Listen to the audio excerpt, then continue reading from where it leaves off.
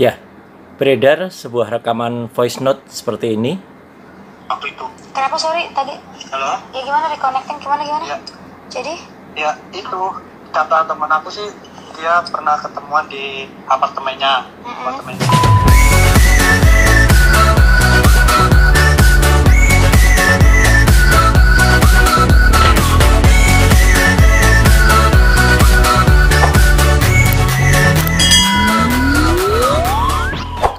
Ya, beredar sebuah rekaman voice note seperti ini. Apa itu? Kenapa sorry tadi?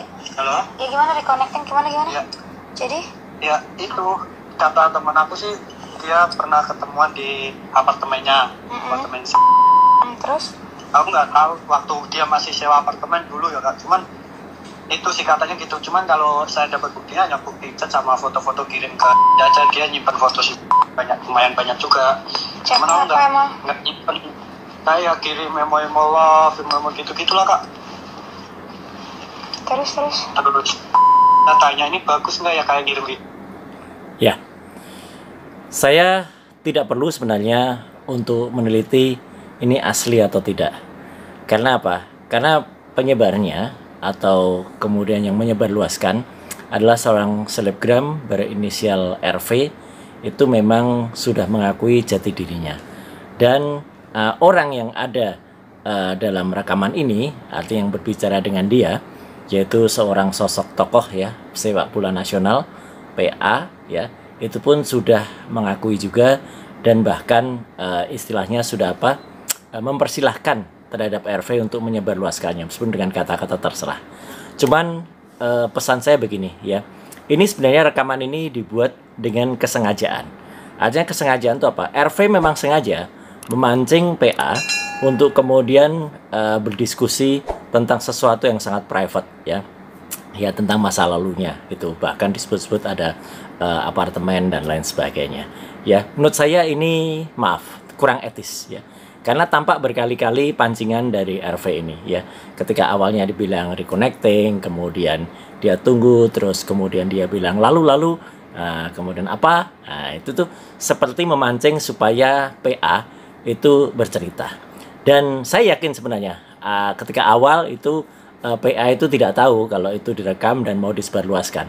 Tapi apa mau dikata, ini sudah direkam dan kemudian sudah disebarluaskan, jadi mau nggak mau dia bilang terserah.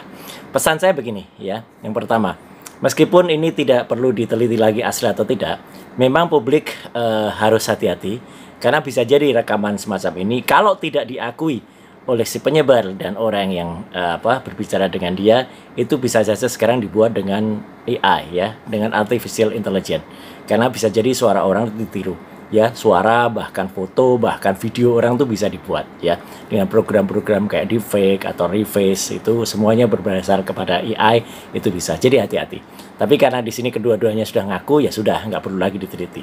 Yang kedua adalah sebaiknya kalau mau gibah semacam ini, ya ini saya sebut gibah ya, itu gentle saja ya gitu. Jadi artinya nggak usah dengan metode kayak dibuat gimmick, direkam kemudian seolah-olah bicara dan kemudian nanti disebarluaskan. Apalagi yang satu awalnya mungkin tidak sadar atau tidak mengerti atau tidak setuju 100% awalnya ketika itu disebarluaskan. Bikin saja setelah terbuka gitu, kemudian rilis atau kemudian bahkan mungkin statement. Nah, jadi itulah yang komentar saya.